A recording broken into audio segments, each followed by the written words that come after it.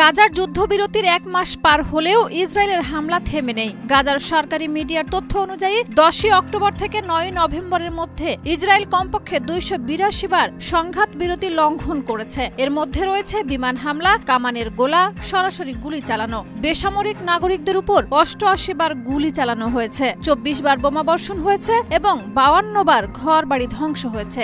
এছাড়া অন্তত ২৩ ফিলিস্তিনি আটক হয়েছেন।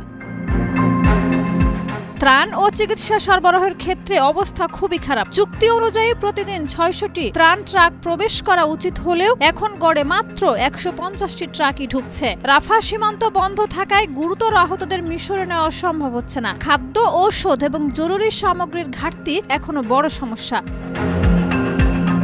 গাজার সাধারণ মানুষ প্রতিদিন ভয় ও আতঙ্কে জীবন কাটাচ্ছেন। শহরে বোমা, গোলাবর্ষণ ও ইসরায়েলের ড্রোনের উপস্থিতি এখন সাধারণ ঘটনা। ড্রোনগুলো মানসিক চাপ সৃষ্টি করছে এবং মানুষকে ভয় দেখাচ্ছে। বাসিন্দারা জানাচ্ছেন সংঘাত বিরতির পরও নিরাপত্তা নেই এবং জীবন আগের মতোই বিপজ্জনক।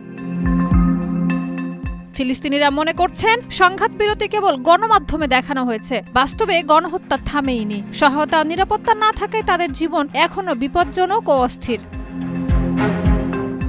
শাহিদা রুবি, মাই টিভি।